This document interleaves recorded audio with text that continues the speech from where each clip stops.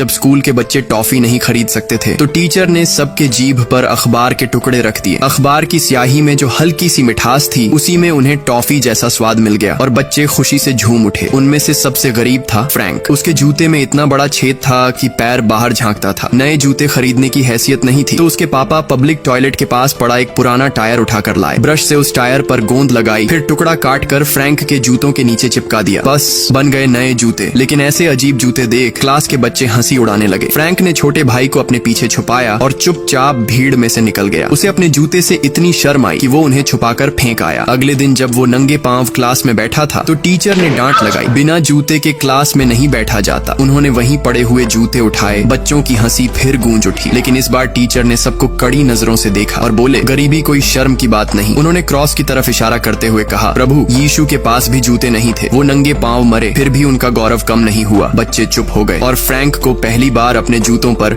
शर्म नहीं गर्व हुआ। लेकिन तभी घर में कोयला खत्म हो चुका था और उसके पापा एक राहत पत्र लेकर कोयला लेने निकले थे। उस दिन स्टाफ ने कहा कि वो बहुत देर से आया है। फ्रैंक जमीन पर गिरे कोयले को उठाना चाहता था लेकिन उसके पिता ने उसे रोक दिया अपनी इज्जत के नाम पर। बोले, हम भिखारी नहीं हैं, लेकिन ये खुददारी अब किसी काम की नहीं रही थी। बच्चों को कुछ गर्म खाने की जरूरत थी। आखिरकार माँ ने खुद बच्चों को साथ लिया और वो कोयला उठाने चली गई। पर तभी छोटे बेटे की हालत और बिगड़ गई और फिर वो इस दुनिया को हमेशा के लिए छोड़ गया। उधर पड़ोसन के पति ने इंग्लैंड से पैसे भेजे थे। औरत ने अपने बच्चों को बुलाया और सबके लिए चिकन बनाया। उस चिकन की खुशबू ने फ्रैंक के घर के सबके मुंह में पानी ला दिया। यही देखकर फ्रैंक के पिता ने भी फैसला लिया कि अब वो इंग्लैंड जाकर पैसा कमाएगा। उसने अपनी बीवी से वादा किया कि हर महीने पैसे भेजेगा। लेकिन जाने के बाद उसका कोई अता पता नहीं चला। अब पूरे परिवार की जिम्मेदारी फ्रैंक पर आ गई थी। स्कूल से लौटकर वो कोयले की फैक्ट्री में काम करता, फिर दर दर जाकर कोयला पहुंचाता। उसकी पीठ पर रखी बोरी उसी के बराबर भारी होती, लेकिन फिर भी वो कभी नहीं रुका क्योंकि माँ का बोझ हल्का करने का जज्बा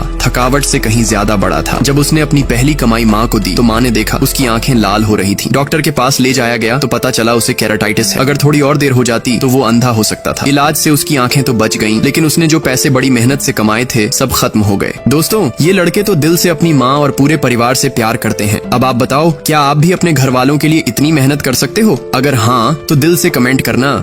ये लड़की नदी किनारे खेल रही थी लेकिन उसके पिता को यह बिल्कुल पसंद नहीं आया। गुस्से में उन्होंने लड़की को थप्पड़ मारा और वो सीधे पानी में गिर गई। फिर बालों से पकड़कर उसे बाहर खींच लाए। ये सब देखकर उसका भाई फौरन आया और गुस्से में पिता को जमीन पर गिरा दिया। लेकिन लड़की ने अपने ही भाई को धक्का दे दिया। तभी माँ बीच बचाव करने आई लेकिन उन्हें भी एक जोरदार थप्पड़ पड़ा। उस रात लड़की चुपचाप रजाई में घुस गई और कान बंद कर ली, लेकिन बाहर से चीखें आ रही थी। उसके पिता फिर से उसकी माँ को मार रहे थे। अगली सुबह जब लड़की खिड़की के पास गई तो देखा माँ हाथ में सूटकेस लेकर जा रही थी। वो दौड़कर पीछे भागी और जोर से पुकारा, मम्मी, लेकिन माँ ने पीछे मुड़कर भी नहीं देखा। कुछ ही समय में उसके भाई बहन भी एक एक करके घर छोड़ते गए। पिता को उसकी परवाह नहीं थी। उन्होंने लड़की को स्कूल में पटक दिया, बिना जूते तक दिए। स्टेज पर अकेली खड़ी थी वो। टीचर ने पूछा, डॉग को स्पेल करो। लड़की बोली, GOD। पूरी क्लास हंसी से गूंज उठी। वो अपनी सीट पर लौटना चाहती थी लेकिन वहाँ एक लड़का पहले ही बैठ गया। वो धीरे धीरे पीछे हटती गई लेकिन हंसी थम नहीं रही थी। उसकी आत्मा टूट चुकी थी। वो स्कूल से भाग गई और फिर कभी उस दरवाजे के भीतर नहीं गई। घर लौटने के बाद कुछ दिन तक उसके पापा का मिजाज बहुत